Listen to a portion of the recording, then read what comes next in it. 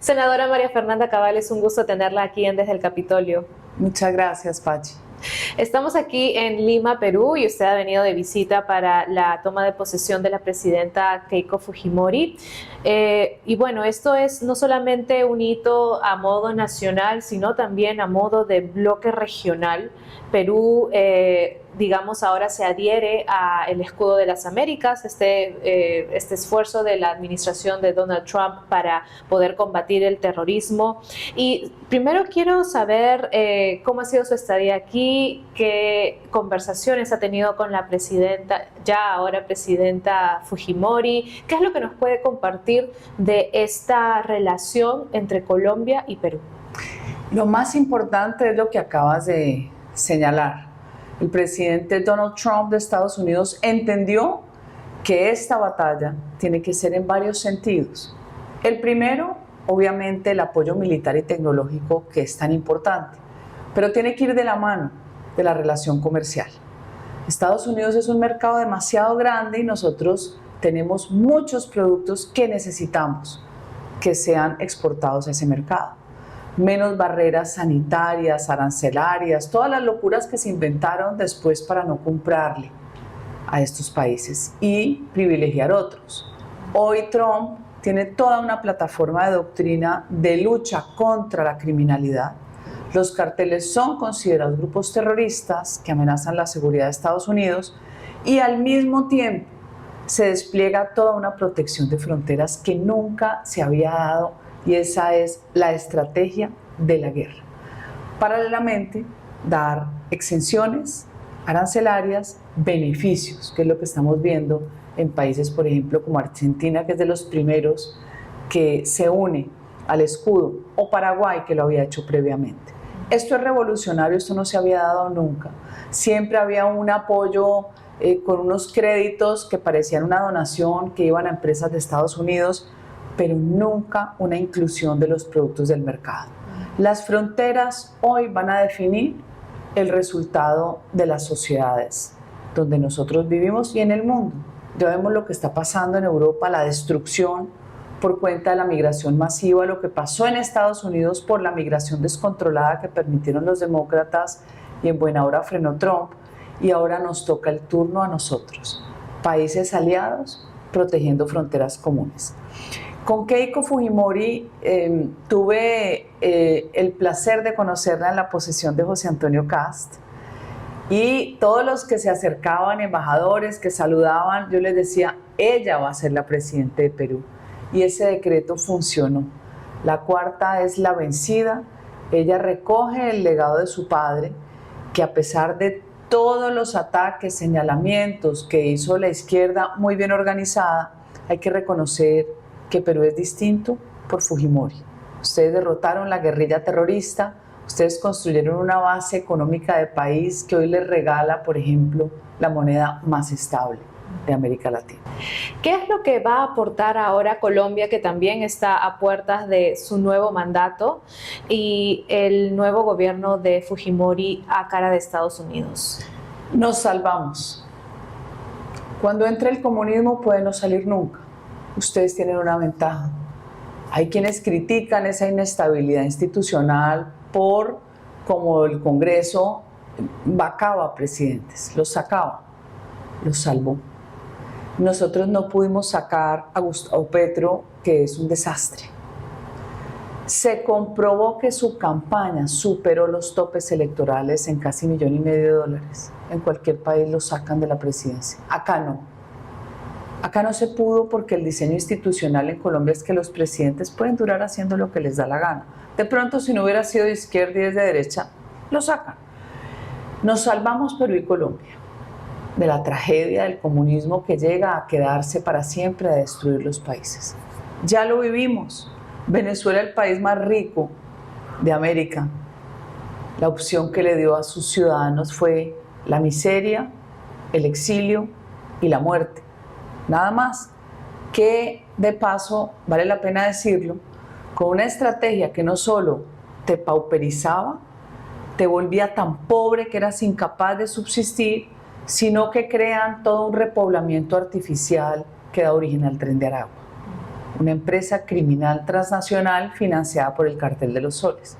Nos salvamos en Colombia también gracias a Trump, porque ya Delcy y sus amigotes no pudieron girarle los millones de dólares a la campaña de Gustavo Petro.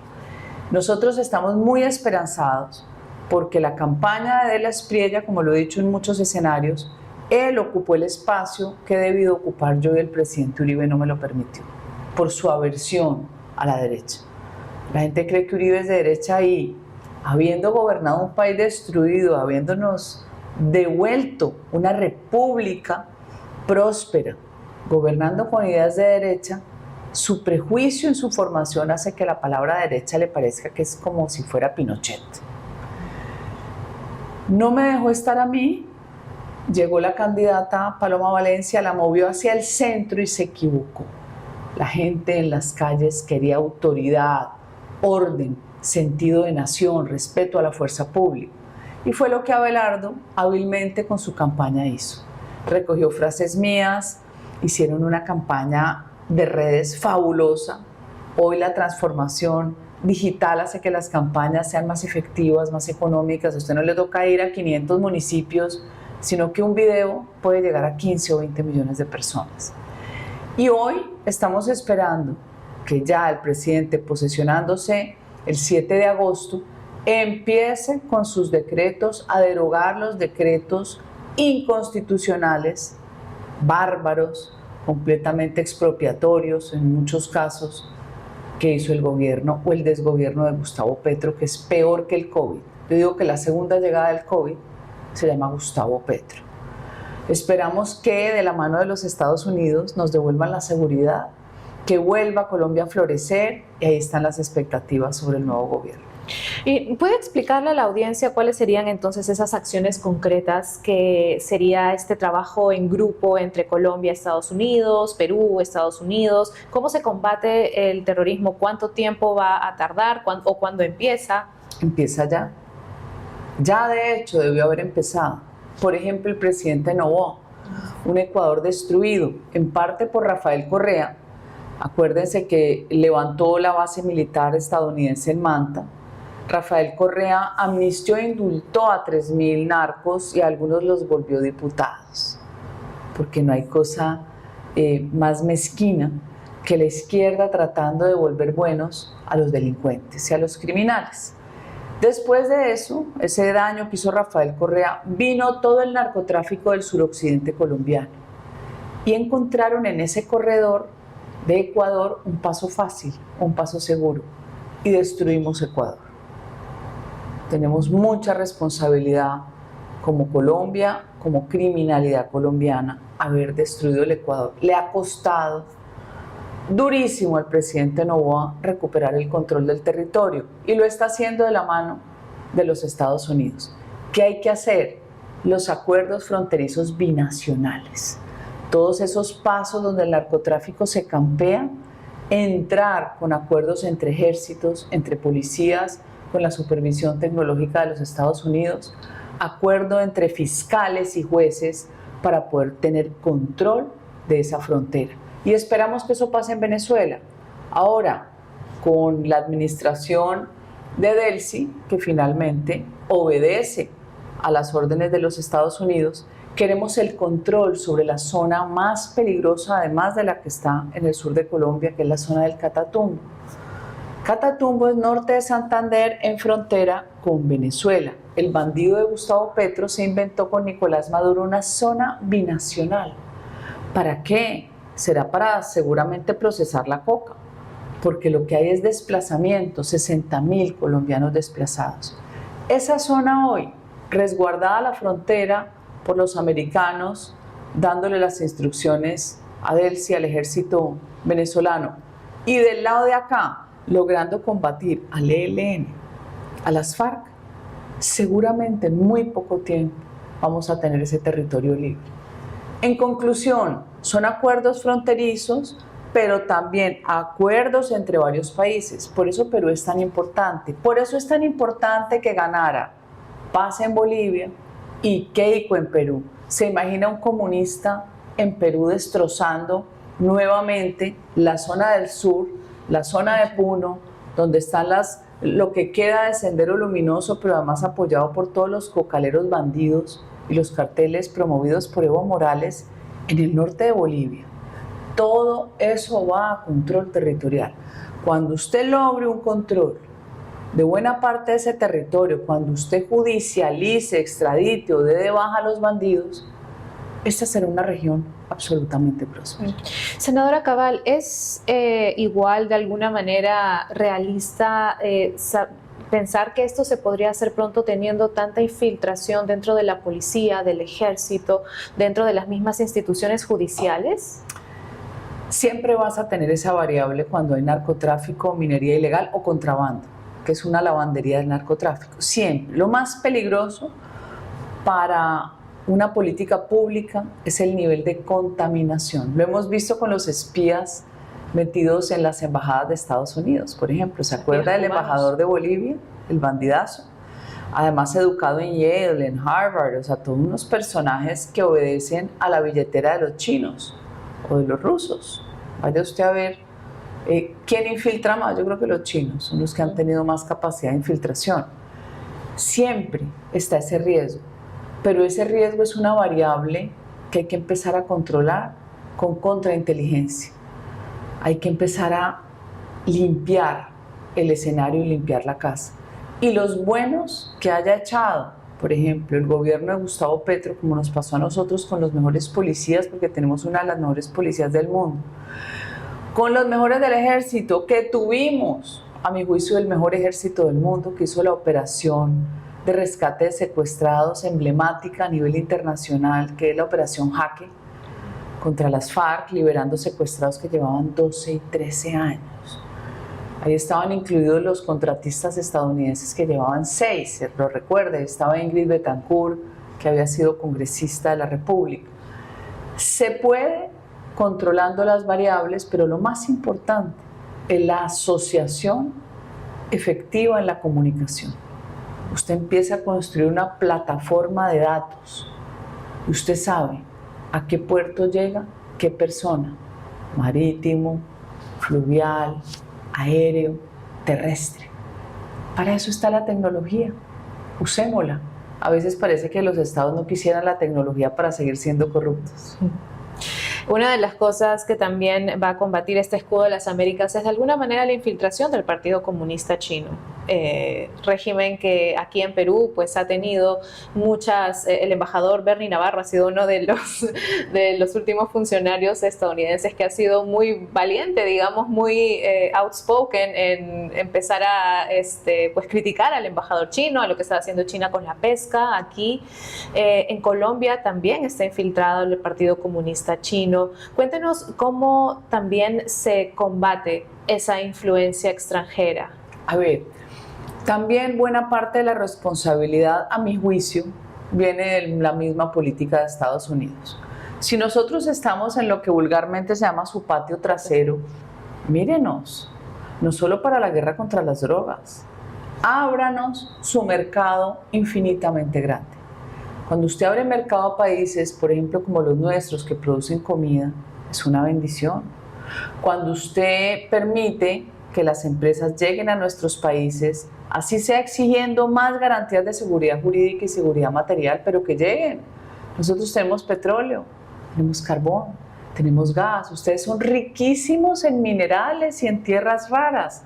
Tráiganos su tecnología para poder formalizar esa industria y esa transformación. Faltaba una generosidad de ese grande del norte con nosotros. Ese ingrediente llega hoy con Trump. Por eso va a ser muy eficiente y efectivo. Y yo creo que Trump aprendió de su primer mandato lo que pasaba.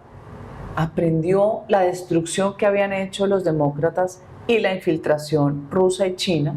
Aprendió cómo se le robaron las elecciones. Entendió cómo se movían los chinos de forma estratégica y se quedaron con todos los puertos del Pacífico y la administración del Canal de Panamá. Por eso la única forma, Pachi, era que llegara un presidente con la determinación y el carácter de Trump. Cuando le dijo a Panamá que tenía que ser parte de Estados Unidos, entonces salen todos a llorar, y los woke y los nacionales. Lo estaba diciendo en un sentido figurado. Ese canal lo devuelven los Estados Unidos con una cláusula. porque dice que la administración es estadounidense y logró enderezar el rumbo. Igual con los puertos, pero finalmente, ¿por qué llegaron los chinos con la chequera?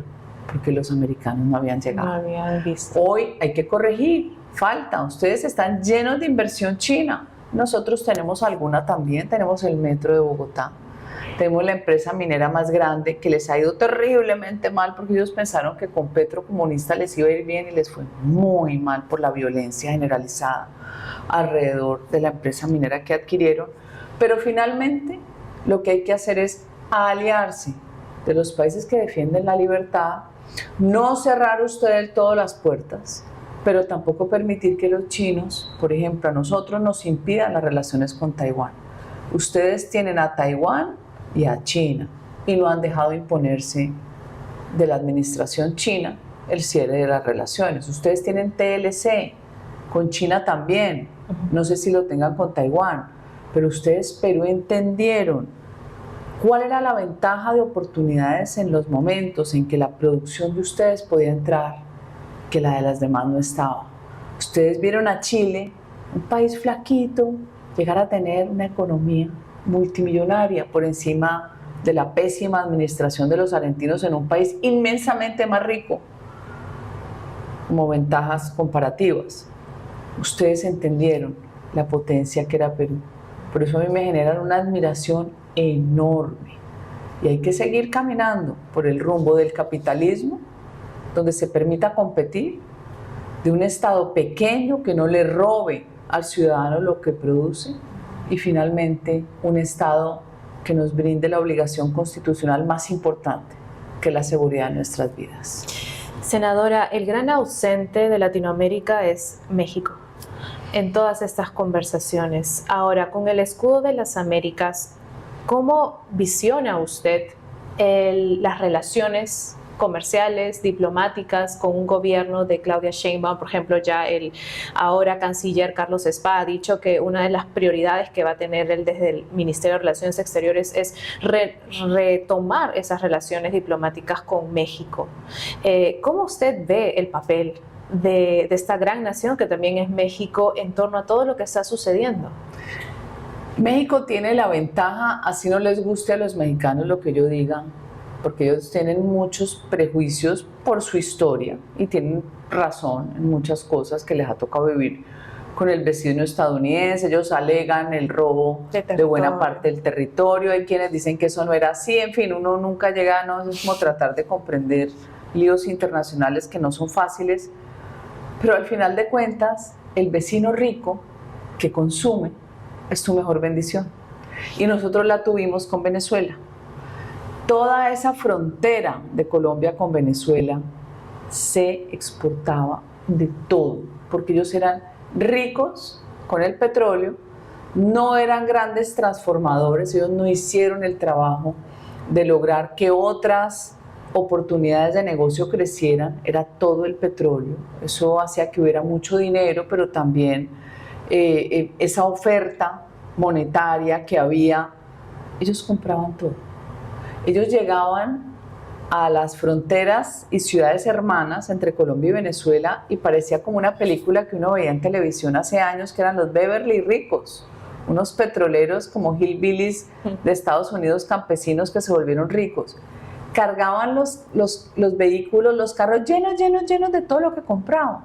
Hay un dicho que dice que el venezolano decía: está barato, dame dos. Está barato, dame dos. La bendición de nosotros poderles vender todo desarrolló la industria del calzado en la frontera, por ejemplo en los Santanderes. La bendición de que nos compraran todo desarrolló también toda la oferta de manufactura textil. Todo, absolutamente todo, lo compraban hasta que llegó Chávez. Nosotros llegamos a vender, mi esposo es presidente de la Federación de Ganaderos, a vender en exportación de carne procesada en canal, además de ganado en pie, lo que no habíamos vendido nunca en la historia de Colombia. Creo que era casi $500 millones al año. Ellos destrozaron su hato ganadero con el comunismo. Entonces los mexicanos en su frontera han tenido la bendición de que los gringos consuman y compren de todo, o que los gringos se establezcan su manufactura en México porque es más barata, independientemente de que Trump se haya rebelado con algunas empresas que les haya dicho que tenían que volver. La mano de obra y la cercanía y la capacidad productiva y de comida de México es enorme. Entonces, esas ventajas las van a tener siempre, porque tenés el vecino rico que te compra y pelean y que los carteles y que la Sheinbaum, pero es que la Sheinbaum no puede ser distinta. Su ADN es comunista. Su abuelo fue fundador del Partido Comunista de Cuba y su padre fundador del Partido Comunista de México. ¿Cómo va a ser diferente? Ella es comunista. En ese país, a mi juicio, no hay democracia hoy, porque ya capturaron el Poder Judicial. Los jueces hoy son haciendo campaña política. Los gringos se dan el lujo de hacer eso, pero terminaron con Soros financiando jueces comunistas. A mí no me gustan los jueces en campaña, de verdad. Me gusta más la tranquilidad de que tengan una jerarquía judicial, así haya buenos y malos, pero no campaña. ¿Quién te financia? ¿El narco? Ah, entonces vas a obedecer a una estructura criminal. No, no puede ser. Entonces yo siento que México va a tener una lucha muy larga, pero siempre va a tener la bendición de su economía, de tener al rico que compra al lado. ¿Y cómo puede usted tal vez ver esa relación de nosotros como bloque latinoamericano, digamos de Sudamérica, con México? ¿Cómo se puede ahí? Van a haber tensiones naturales porque México, como muchos países, terminaron protegiendo una dictadura abominable como la de Cuba.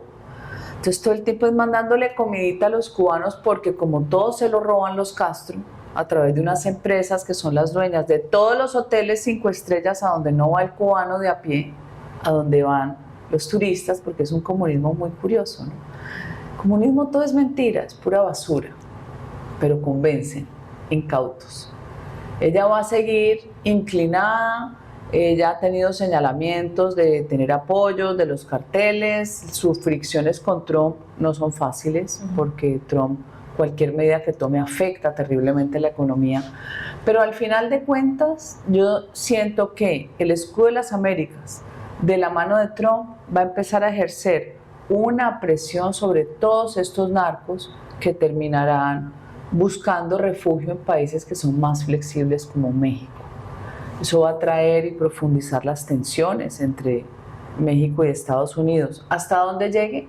No lo sé, pero se irá quedando sola Sheinbaum y sola apoyando una dictadura, Pachi, para que el público lo sepa, que tiene el mayor número de mujeres presas políticas del mundo. Ese es Cuba. Esa es la Cuba que lo venden a uno como el romanticismo revolucionario y todo es una farsa. Es una Cuba asesina que somete a sus ciudadanos a vivir en una prisión. Ahora vemos el mapa de Sudamérica muy diferente a cómo estaba de rojo teñido hace unos cuantos años. ¡Qué liberación, por favor! Nos falta Brasil. Y yo quería justamente preguntarle a usted, como pues voz líder de la derecha, ¿qué cosa o qué temas usted cree que debería los gobiernos de derecha de Sudamérica pues aprender? ¿O qué cosas habría que mejorar en los gobiernos de derecha para que luego el pueblo no se torne, no se vire hacia el comunismo? Mira, hay reformas que se pueden hacer siempre cuando usted toca fibras de élites muy poderosas. No es fácil, ni siquiera Petro lo hizo, pero por vago y por incompetente. Y es, yo diría, la batalla se tiene que hacer a dos vías. Uno, la batalla por la inclusión de ciudadanos excluidos. Países como los nuestros excluyen al ciudadano pobre, excluyen al que es analfabeta ya cada vez menos. Eso es una lucha de 30 años de estos países que lograron alfabetizar. Pero aún habiendo alfabetizado, nos falta competencia, que la gente aprenda a pensar. Entonces tenemos dos batallas. Uno, la batalla cultural o por la narrativa, que los comunistas se encargaron de asesinar a América Latina en los años 60, desde antes. Los comunistas llegaron a crear 420 grupos guerrilleros en América Latina en la década de los 60, la gente no lo sabe. Esos guerrilleros convirtieron nuestros países en un infierno. ¿Y de dónde empezaban? ¿En las universidades, en los colegios? Claro, porque son los focos.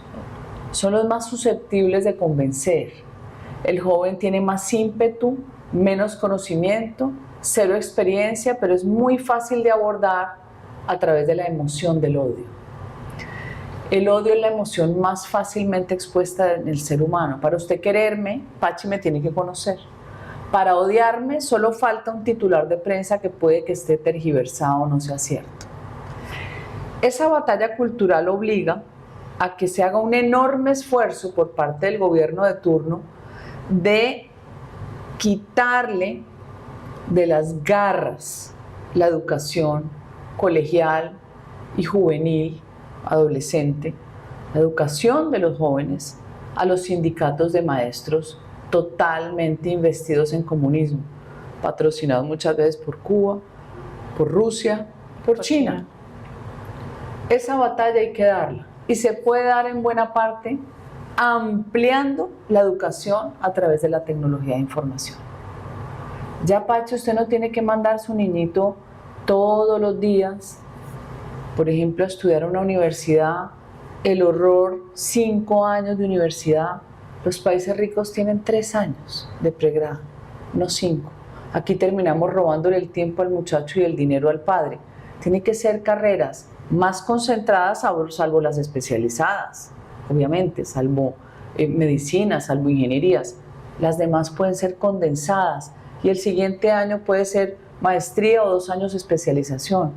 El tiempo de los muchachos es oro y hoy no hay que ir a una edificación gigantesca universitaria. Conéctese. Ese acceso ya está generando una transformación en la capacidad que la digitalización logra en educar el mayor número de muchachos. Más barata, con un crédito que te lo dan en 5 minutos con una fintech, donde ya el crédito no es muéstreme su récord financiero, tiene casa, tiene carro, porque si usted es informal como en nuestros países, usted tiene que demostrar otro acceso de sus finanzas. ¿Cómo lo demuestra? Usted paga arriendo, usted paga un celular, usted paga servicios públicos. Esas variables alternativas creadas por las fintech hoy le dan acceso. Entonces, volvamos, el acceso de quienes no acceden, pero además con una educación no controlada por los sindicatos comunistas.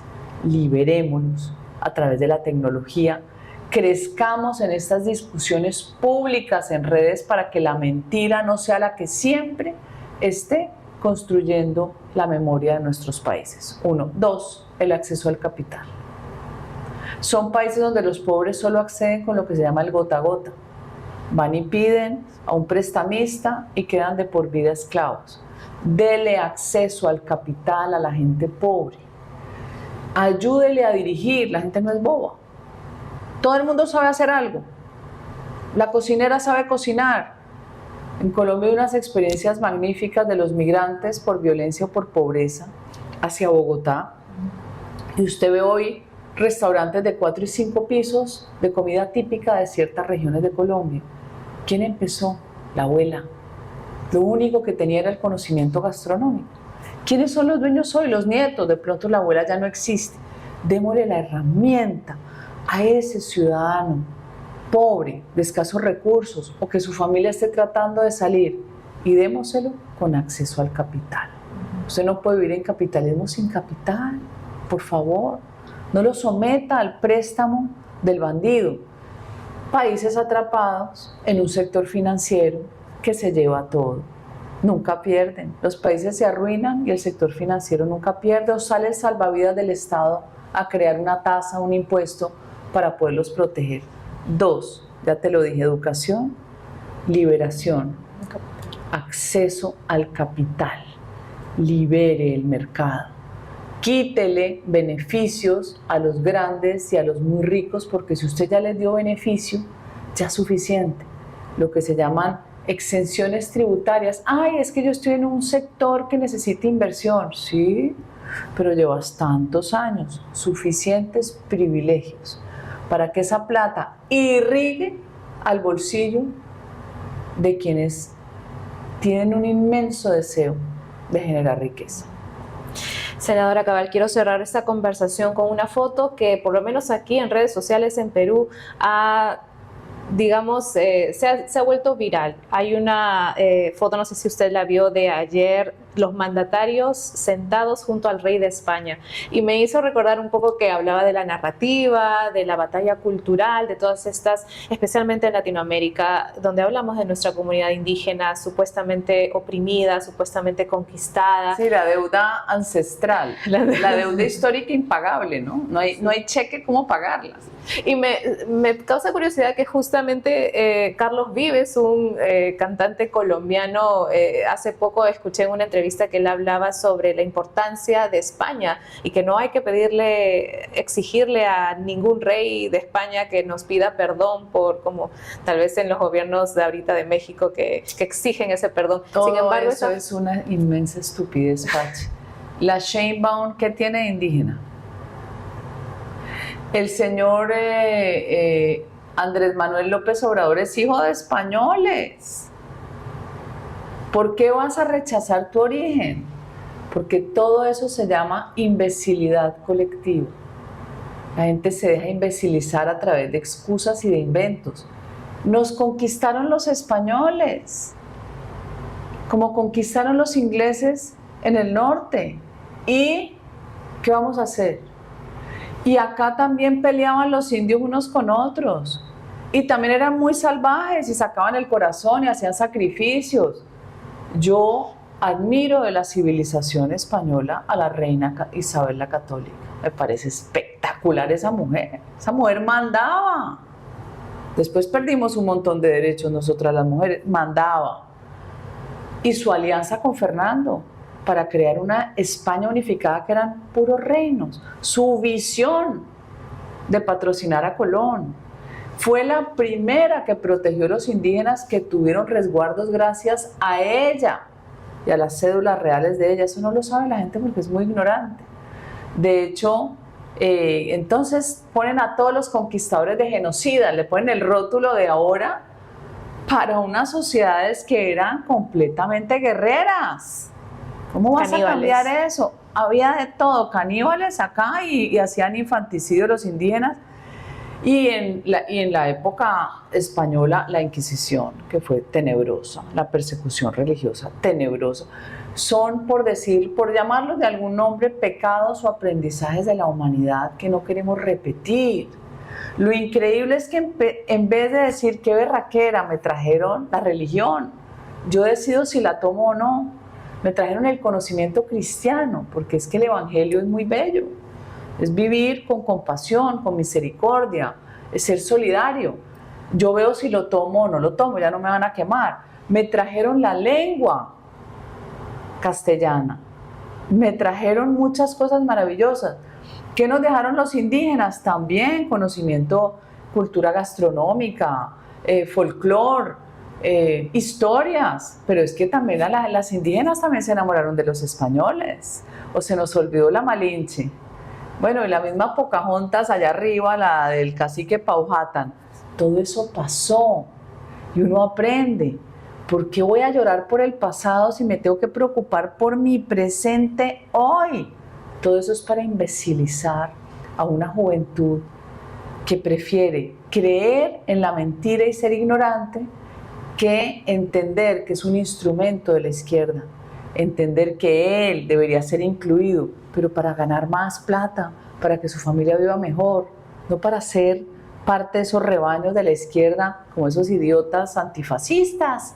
Pero si es que el fascismo es igualito al comunismo, fascismo no es derecha, o esos idiotas que entonces el ambientalismo, y quieren que nosotros pues nos devolvamos a comer lechuga. Pues no, esas peleas hay que darlas y hay que recordar nuestro pasado con alegría. ¿Qué importa? ¿Cuál deuda? Y después trajeron los esclavos negros. El negro te aporta toda la riqueza musical, te aporta la cultura culinaria más excepcional, te aporta la alegría.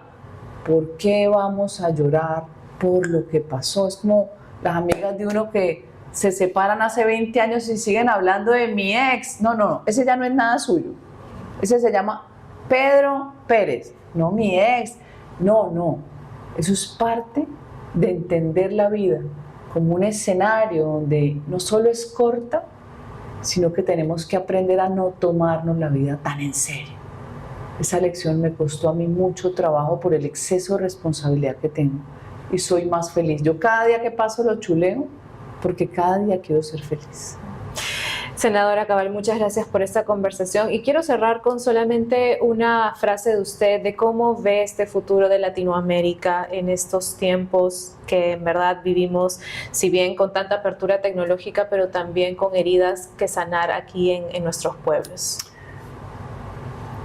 Tenemos quienes damos la batalla, no solo hacer un esfuerzo superior para que siga comprendiendo la juventud que después nos va a reemplazar, cuáles son las formas de generar riqueza. No podemos parar.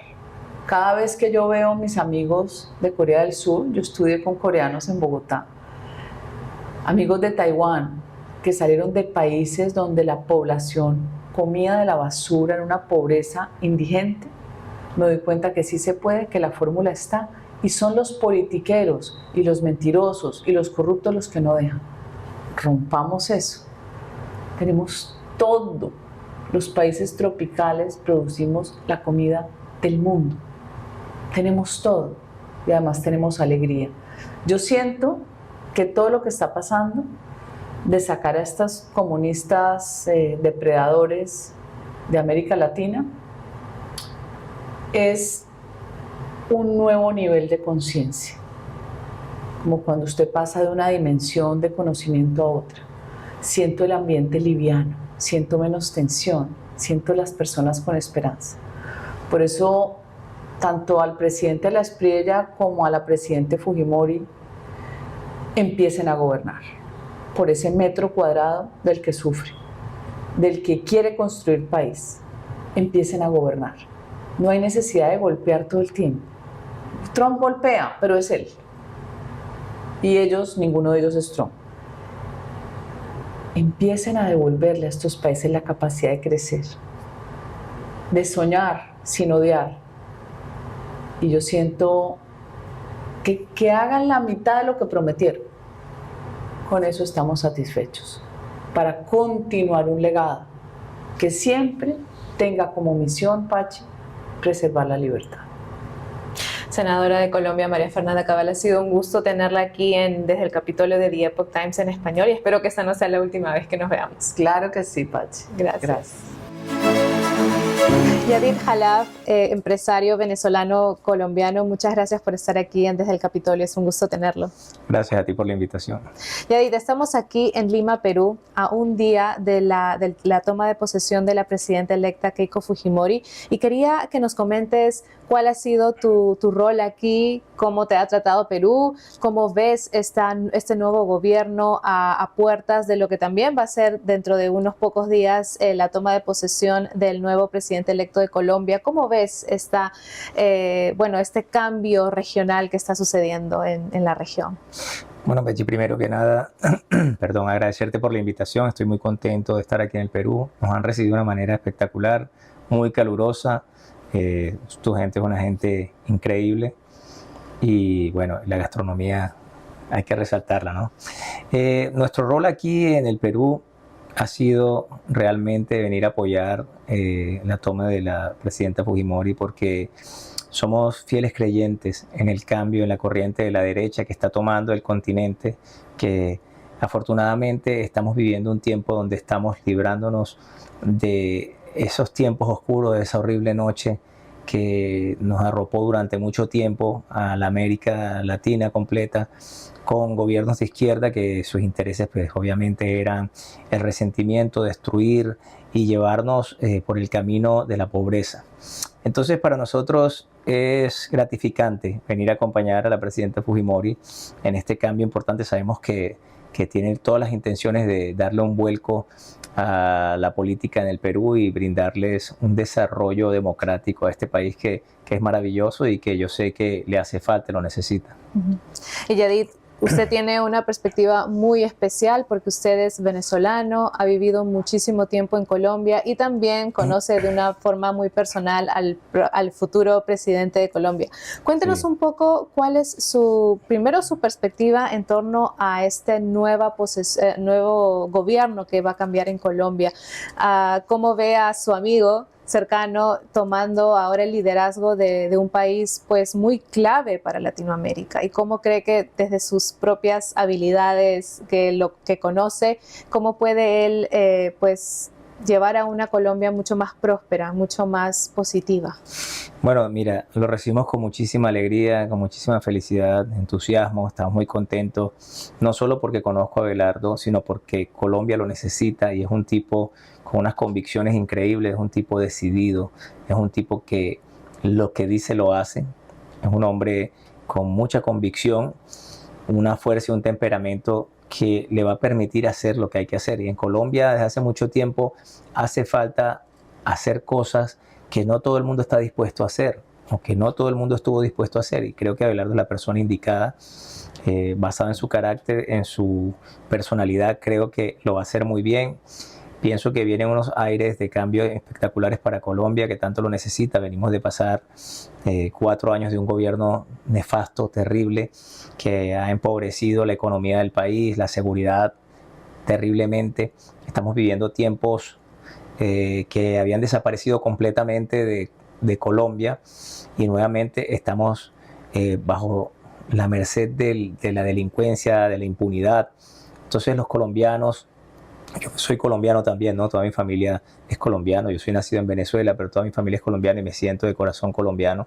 Y de verdad que estamos esperando este momento, que cesara la horrible noche, como dice Abelardo, y que este gobierno terminara, ¿no? Hemos contado los días desesperadamente para que llegue el momento en que podamos ver un cambio. Y sabemos que este va a ser el comienzo de una nueva república, de una Colombia digna, segura y próspera. Todos hemos visto las imágenes de en ese entonces el candidato Abelardo con un chaleco antibalas rodeado de mucha seguridad, una plataforma para cuidarlo, resguardarlo, porque todos sabíamos la situación de inseguridad que hay en Colombia frente a esto. Pero desde un lado más humano, ¿qué es lo que la gente debería saber de Abelardo que no todos conocen? Bueno, Abelardo es una persona espectacular, es un tipo muy interesante, inteligente, es artista, es empresario, es docente básicamente. La gente debe saber que él es una persona muy sencilla más allá de lo que transmite, porque es un tipo que le gusta la moda, le gusta el estilo de vida y las personas se dejan llevar de eso, pero cuando tú lo conoces personalmente, conversas con él, te das cuenta que es un tipo jocoso, coloquial, alegre, divertido. No es un tipo dentro de todo que quiere sus raíces. Lo han atacado mucho por comentarios que ha hecho, los han tergiversado, han descontextualizado mucha información que él ha transmitido, sobre todo con el tema de la religión, etcétera. Y bueno, y todo eso hace parte de la misma política que lo ataca. Y con relación a lo que me preguntabas del tema del chaleco antibala y todas esas cosas, pues yo creo que ha sido justo y necesario que él tiene que cuidarse, porque es una persona que realmente amenaza los intereses de los bandidos, de las personas que tienen a Colombia arrodillada. Entonces, él realmente genera incertidumbre y temor para estos grupos que te puedo decir con toda seguridad se la van a ver bastante mal ahora que él esté departiendo desde el gobierno, porque él viene con la firme convicción de terminar con ellos. ¿Cuál cree usted que va a ser la postura o estas relaciones más bien que va a tener Colombia con el gobierno de Donald Trump? ¿Qué es lo que va a aportar el gobierno de Abelardo a la mesa? Bueno, mira, te puedo decir que se dice que Colombia es el principal productor de coca de América en general, ¿no? y el principal exportador. Te puedo dar seguridad de que en el gobierno de Abelardo esto va a mermar casi en un mínimo porcentaje. Estoy seguro que va a ser una guerra constante que les va a dar una batalla implacable a la delincuencia y a estos grupos que se dedican al narcotráfico. Y esto va a generar un beneficio de trabajo para los Estados Unidos, que vive obviamente preocupado por el ingreso de estupefacientes y sustancias ilícitas al país. Entonces, creo que va a ser de mucha ayuda. Ese es un aporte a la mesa interesantísimo. Él, de alguna manera, ha tenido ya muy buenas relaciones con los Estados Unidos, porque Abelardo es un ciudadano americano y pues sus vínculos directos son con los Estados Unidos. Entonces, creo que va a ser muy bueno para ambos países, porque él va a ser de mucha ayuda. Ahora, Yadid, su historia también es una historia de un perseguido político. Su historia no ha sido fácil, sin embargo, usted desde su propia plataforma ha decidido también ayudar a sus conciudadanos venezolanos. Cuéntenos un poco cómo empezó esto, cuál fue la historia detrás que lo hizo migrar a Colombia y por qué quiso ayudar también a los suyos. Bueno, mira, yo soy venezolano de nacimiento. Mis papás migraron a Venezuela en el año 70. Los recibieron muy bien en Venezuela, crecieron en Venezuela, hicieron empresas, hicieron amistades que se volvieron familia. Yo tuve una infancia muy bonita en Venezuela, tengo recuerdos muy lindos de una Venezuela completamente diferente a la que existe hoy. Y pues mi mamá siempre tuvo un amor con su tierra, con Barranquilla, con Colombia, en la que la impulsaba siempre a regresar a estar con su familia, ¿no? Entonces, a pesar de todas las comodidades y de todo lo que disfrutaban de Venezuela, ella siempre se inclinó más por el lado de estar cercana a su mamá, a sus hermanas, etc. Entonces, de alguna manera, estuvimos siempre entre Venezuela y Colombia. En el año 90 volvimos a Colombia, yo hice todo mi colegio primario y bachillerato en Colombia. Luego, en el año 99, yo me fui a jugar fútbol profesional a Brasil. Yo jugué fútbol profesional, estuve en Brasil, estuve en Venezuela. Y de alguna manera, cuando me retiré en el año 2003, me dediqué a estudiar. Estudié Derecho, soy abogado penalista. Y me quedé en Venezuela, ya que mis papás habían regresado, habían hecho base en Venezuela. Me fui para allá un tiempo, donde estudié, donde hice empresas. De alguna manera crecí económicamente y laboralmente.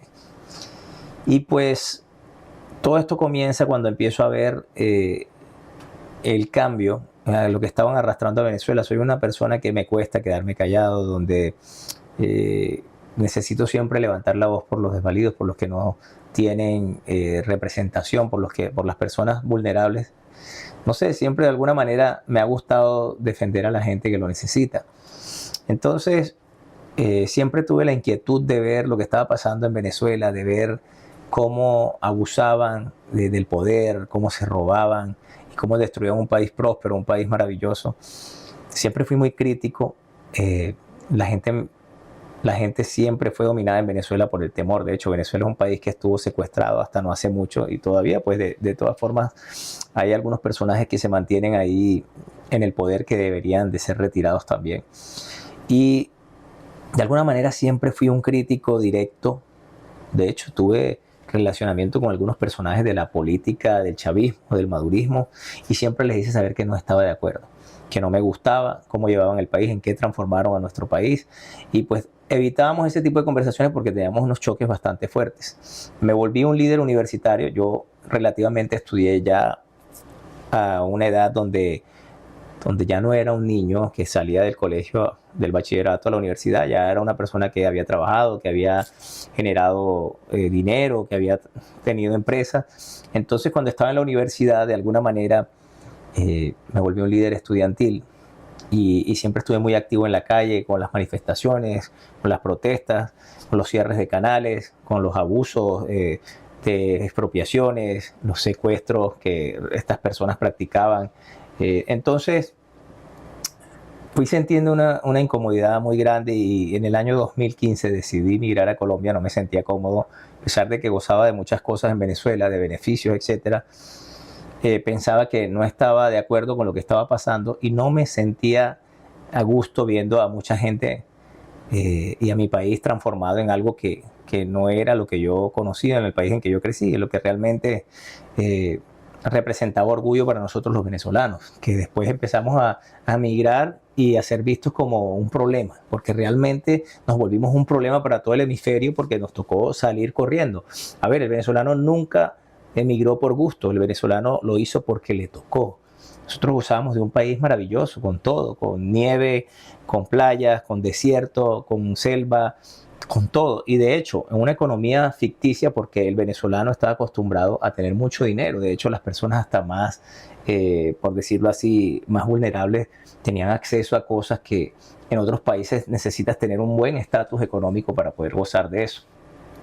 Entonces, de alguna manera, me empecé a sentir incómodo y a hacerme más visible, a enfrentar de alguna manera bajo la sombra, porque lo hice muchas veces y ahora es primera vez que lo estoy contando en público.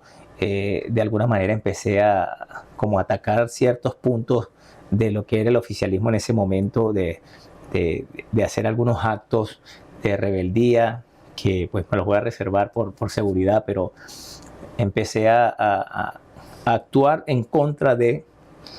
Y pues decidí, dije, me voy de aquí porque no, en algún momento voy a terminar preso, voy a terminar muerto, o sí, o no sé qué iba a pasar conmigo, porque de verdad estaba en una posición donde no soportaba más ver los abusos que estaban practicando estos personajes del gobierno de Maduro en ese momento, ¿no?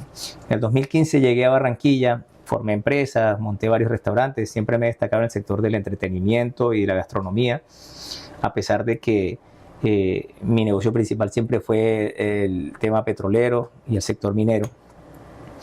Y pues llegué a Barranquilla, donde no hay de repente un campo laboral basado en el rubro en que yo me desempeñaba en Venezuela, y pues monté algunos restaurantes, algunos negocios, y esto me sirvió pues para de repente darle la mano a los coterráneos que venían caminando, ¿no? Mucha gente conoce la historia de los venezolanos que emigraban y atravesaban todo un país caminando, buscando pues nuevos horizontes, ya sea en Perú, Ecuador, Chile.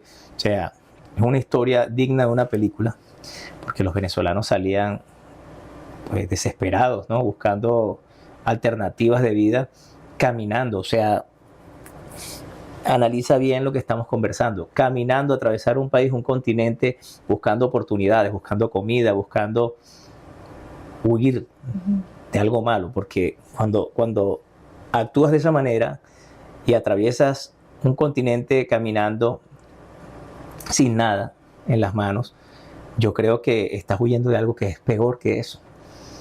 Entonces yo, desde Barranquilla, empecé a ver. Y como conocía el monstruo desde adentro, dije, oye, yo tengo que hacer algo por esta gente. Desde mi alcance, ¿no? Porque realmente no tenía riquezas ni recursos millonarios para hacerlo, pero sin embargo pude de alguna manera hacer albergues, comedores sociales, brindarles zapatos, ropa, de alguna manera brindar empleo. Generé desde el 2015 hasta la fecha, he generado más de 1000 empleos en Colombia, para los venezolanos, para los colombianos, para mucha gente. Pero principalmente buscaba la forma de traerme a toda esa gente que había trabajado conmigo allá y ayudarla, a que tuvieran buenas oportunidades, que pudieran salir de ese hueco el que estaban viviendo. Mira, la transformación que tuvo Venezuela fue terrible, porque afortunadamente ya hay otros aires, ¿no?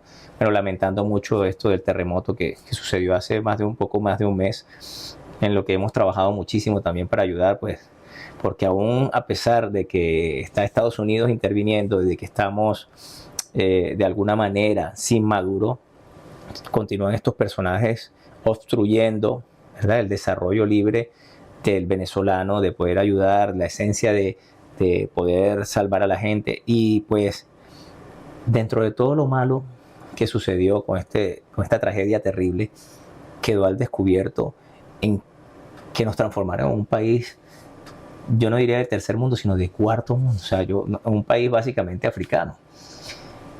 Entonces, mi historia con la ayuda de los venezolanos comienza en Barranquilla.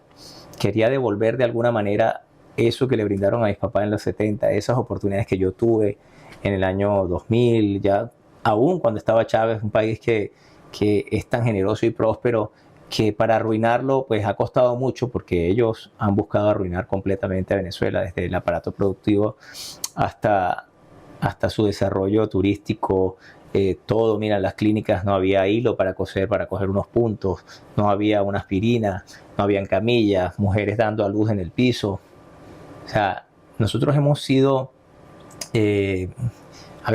testigos de tantas cosas que al mundo le costaría creer que sí, que existe, que pasa en pleno siglo XXI. Te puedo contar, por ejemplo, que en Venezuela, en las universidades, en clases, entraban y robaban. En el cine, en los sectores, por decirlo así, más prestigiosos de la ciudad, entraban y robaban. O sea, pasaban cosas increíbles de creer. Por ejemplo, que yo le contaba a unos amigos recientemente que tú dejabas tu carro parqueado en un centro comercial y te robaban el aceite y el filtro del aceite, porque no había aceite. Te robaban las llantas y te dejaban el carro en 4 bloques porque no había llantas. La gente le tocaba pedir, como en Cuba, a sus amigos del extranjero, las mujeres afeitadoras, champú, pastillas anticonceptivas. Ay, mira qué pena, ¿será que me puedes ayudar? Si no hay, son incomprables. O sea, empobrecieron a una sociedad que estaba acostumbrada a la abundancia y a tener acceso a todo. Entonces yo, desde alguna manera, yo dije, yo tengo que hacer algo. Tuve personas maravillosas que me ayudaron, me apoyaron. Formamos una asociación de venezolanos en Barranquilla, la que hice parte. La fundaron un par de amigos, sin embargo yo hice parte y los apoyé muchísimo. Y después empecé a actuar en cabeza propia, a hacer las cosas yo. Generalmente me gusta salir a repartir comida los domingos, hago actividades sociales de repartir útiles, programas de medicina preventiva en algunos barrios y sectores populares. Incentivamos actividades deportivas. Yo tengo una promotora de boxeo y es una empresa que también se dedica al entretenimiento, a los conciertos, etc. Lo dejé un poco, pero lo he ido retomando porque de esa manera también consigo ayuda y ayudar a muchas personas, el desarrollo de muchos muchachos que lo necesitan, que viven en una pobreza absoluta. Colombia es un país también castigado por la pobreza y que ha estado manejado de alguna manera por gobiernos que han descuidado sectores importantes. Yedid, y me parece muy interesante que resaltes la generosidad, porque recuerdo esas imágenes del terremoto en Venezuela. Sin embargo, lo que más llamaba la atención en los medios y en las redes sociales era cómo los venezolanos de a pie iban y donaban de lo poco que tenían, iban hasta el centro donde fue el epicentro y simplemente les daban agua, todo lo que ellos también necesitaban, pero sin embargo se mostraba esa solidaridad. Entrevisté también a jóvenes que eran ingenieros informáticos de software y, o sea, habían cada minuto que pasaba habían nuevas páginas web que se empezaban a crear para buscar a la gente perdida, y no sé, esa red de apoyo que todos los venezolanos se unieron para poder sacar adelante ese terrible momento, un momento más terrible de lo que ya estaba pasando Venezuela, ¿no? Entonces, algo que me parece interesante es también resaltar esa fortaleza que tiene el pueblo venezolano de seguir luchando y seguir sobreponiéndose cada vez que ocurren este tipo de catástrofes, ¿no? Y ya teniendo esta experiencia en Venezuela, esta experiencia en Colombia, teniendo esta transición de la pobreza a tal vez un poquito más de seguridad económica en Colombia, usted como empresario, ¿qué es lo que podría decir o advertirle a los países que de alguna manera en nuestra región todavía siguen pues mirando un poco más hacia la parte socialista, la parte comunista, esos jóvenes que no han vivido esas décadas de pobreza, de persecución, de censura, sin embargo que ven al socialismo como algo pues que es para ayudar al pobre? Bueno, mira, vamos por parte. Quiero hablarte un poquito del tema del terremoto. tengo muy buenas amistades en Venezuela que dejaron todo su día a día, todos sus quehaceres por ir a ayudar. Tenemos un grupo de trabajo que de hecho estuvo 24/7 ayudando en la zona del epicentro, en los refugios. Todavía lo seguimos haciendo. De hecho, yo he tratado de dirigir de alguna forma el envío de ayudas porque esto apenas está comenzando, y cuando ocurrió el terremoto hace un mes, todo el mundo estaba volcado a enviar ayuda, a repostear lo que estaba pasando, perdón. Y pues la gente, en su emoción y en su voluntad de ayudar, de repente piensa que luego de una semana o 15 días, bueno, ya ayudé, ya lo hice, pero la verdadera tragedia está comenzando ahora, en este momento. A ver, tengo un grupo de personas maravillosas que está 24/7 todavía colaborando, estamos haciéndole llegar ayuda de alguna manera como podemos. La situación es precaria, es terrible, es peor de lo que la gente se imagina, porque hay imágenes que no salen a relucir por control precisamente del mismo régimen. Hay miles de personas en condiciones paupérrimas, en condiciones de salubridad terrible. Todo escasea, todo hace falta. Viene el fenómeno del niño. Eso también va a influir mucho en las personas que están en dichos refugios. La escasez de agua es realmente uno de los principales problemas. Nosotros tenemos, yo soy socio y vicepresidente de una empresa que se llama Green Innovation International. Nosotros fabricamos generadores de agua atmosférica. Hemos hecho algunas donaciones de nuestros generadores de agua que fabrican agua potable, mineral, en cuestiones de horas. Nosotros básicamente nuestra tecnología replica el ciclo de la lluvia, y pues las personas conectamos a la corriente y tienen agua constantemente. Tenemos producción de agua potable, pero no es suficiente. Pues obviamente como empresa tenemos un límite para poder ayudar, pero hace falta muchísima agua potable. Las condiciones de salubridad son terribles, hay moscas en todos lados, hay muertos por todos lados. Se puede generar una pandemia por el tema de la infectación, que es la descomposición de cadáveres en Venezuela ahora mismo, en Caracas. Me comentabas también del tema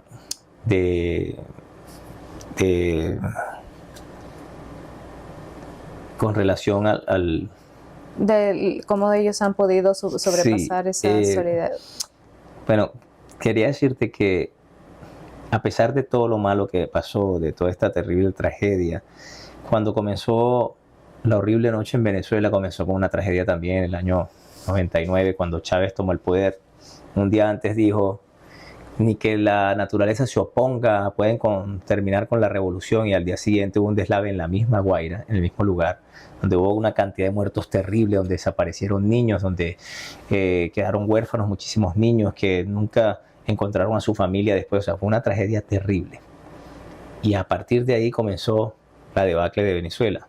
Yo no soy una persona esotérica, ni que cree en este tipo de cosas de repente, o que le da fuerza o fe a este tipo de cosas, de alguna manera, por decirlo así, que podrían asustar a cualquier persona, ¿no? Pero creo que sí hay algún vínculo espiritual con relación a esta gente desde que comenzó en su gobierno y ahora, ¿no? Porque ahora que estaban terminando, pues básicamente que Estados Unidos los está interviniendo y los está sacando, pasa esto tan terrible, pero dentro de todo lo malo ocurre el fenómeno maravilloso de la unión nuevamente del venezolano, del encuentro del venezolano, de los hermanos venezolanos entre sí. O sea, la sociedad venezolana estaba fracturada, había una división muy fuerte entre el grupo de los que eran maduristas, los que eran chavistas, de los que eran opositores. Entonces, a raíz de esta terrible tragedia, el pueblo venezolano se volcó completamente a trabajar como uno solo, a apoyarse, a ayudar, sin diferencia, sin ningún tipo de expectativa política ni nada. De hecho, no quieren nada con los políticos. En este momento están en una situación donde no quieren saber de nada, sino de ayudar al hermano de al lado, de que las personas estén bien, de rescatarlas. O sea, de verdad que dentro de todo lo malo ha ocurrido algo muy bonito, y es la unión otra vez del pueblo de Venezuela. Y ahora, para cerrar esta conversación, Yadid, quiero que nos comentes un poco qué visionas tú como empresario, como colombiano, como venezolano, como perseguido político. ¿Cómo ves este futuro de las Américas como un bloque que vaya a prosperar y que vaya a ser también un aliado muy importante para Estados Unidos? Sí, bueno, yo veo, como te decía, iniciando la entrevista, veo unos aires de cambio importantísimos. Creo que las Américas completamente están teniendo un cambio que va a ayudar de alguna manera a que Estados Unidos tenga un poco más de ligereza y de tranquilidad con sus controles, porque cuando hay buenos gobiernos en países maravillosos como los de nosotros, creo que merman un poquito todas estas situaciones que nos dejan mal parados o mal vistos a nivel internacional. Y de hecho, en un país donde hay oportunidades no es necesario migrar. Nosotros tenemos todo lo que nos gusta en nuestros países, pero sin embargo buscando fuentes de ingreso, buscando mejor vida, siempre estamos tratando de movernos hacia otros lugares. Si tienes todo en tu país natal, yo creo que tú no tienes que salir a buscar nada. Y creo que con los cambios que están surgiendo en la región, vamos a tener un continente más sólido, más fuerte. Pongo de ejemplo El Salvador. El presidente Bukele para mí es un ejemplo a seguir, es un tipo al que admiro. Creo que Abelardo lleva esa misma línea. El cambio en Venezuela es importantísimo. Venezuela fue un país que durante muchísimos años mantuvo el mal llamado socialismo o la izquierda en toda Latinoamérica. Esperamos que haya un cambio en Brasil importante y salga este señor Lula da Silva también, que es un delincuente. Yo veo con mucho optimismo y con mucha alegría y entusiasmo la oportunidad de invertir, de traer inversión extranjera a nuestros países, porque nosotros tenemos todo lo que ellos anhelan realmente. ¿Sí? Lo que nos ha hecho falta es buena administración y creo que ahora tenemos la oportunidad de tenerla. Yadid, ha sido un gusto tenerlo aquí Desde el Capitolio y de aquí desde Lima, Perú. Pues muchas gracias por contarnos su historia y espero que esta no sea la última vez que estemos conversando. El gusto ha sido mío. Muchísimas gracias. Gracias.